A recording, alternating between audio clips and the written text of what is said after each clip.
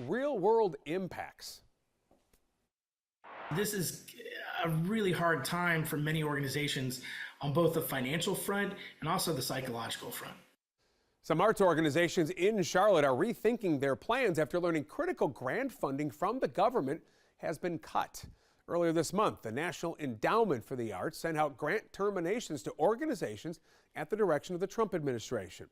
Some organizations had their grant awards cut immediately. Others will have theirs cut by the end of this week. Many received this letter right here saying their project does not align with the president's priorities. The email goes on to say the funding will be reallocated to support new projects like elevating the country's HBCUs and Hispanic serving institutions and celebrating the 250th anniversary of American independence. We're told 4 local organizations were impacted by these cuts. They include the Charlotte Ballet, also the McCall Center, Jazz Arts is on the list, and also Three Bone Theater.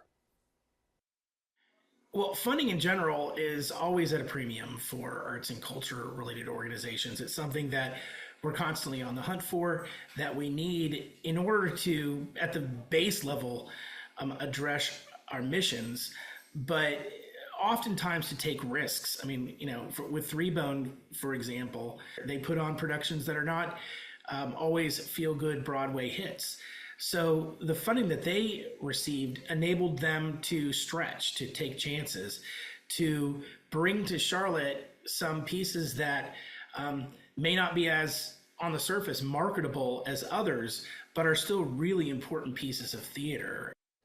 According to the Three Bone Theater website, the group's $20,000 grant to support its production of the Luis Alfaro trilogy, which are modern-day retellings of Greek tragedies, was cut. Now, Charlotte Ballet Executive Director Douglas Singleton tells us a $15,000 grant supporting the ballet's REACH program was terminated. The program is a need-based dance scholarship for students in Mecklenburg County. Tonight, other arts organizations are concerned about what these cuts mean for them and for Charlotte's arts as a whole.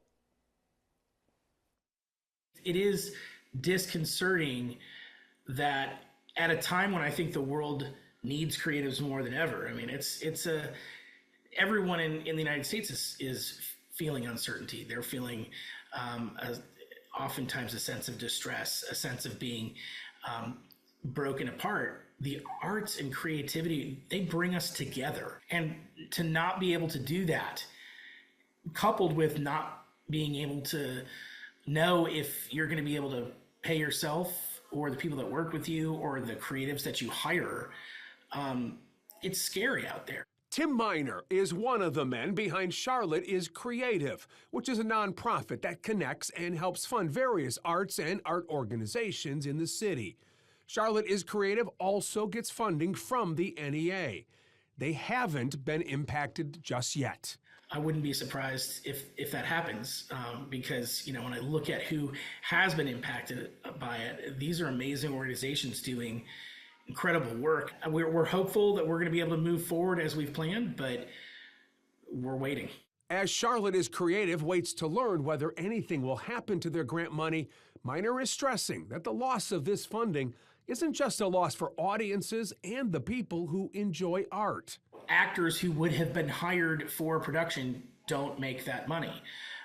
Instructors who would have worked with youth don't get that income. So I'm hopeful that we'll recognize, much like we did during COVID, that when stages are quiet and creatives aren't given what they need to create, we lose something as a society. Miner encourages Charlotteans to help step up and fill the gaps, either with donations or volunteer time, because the show must go on.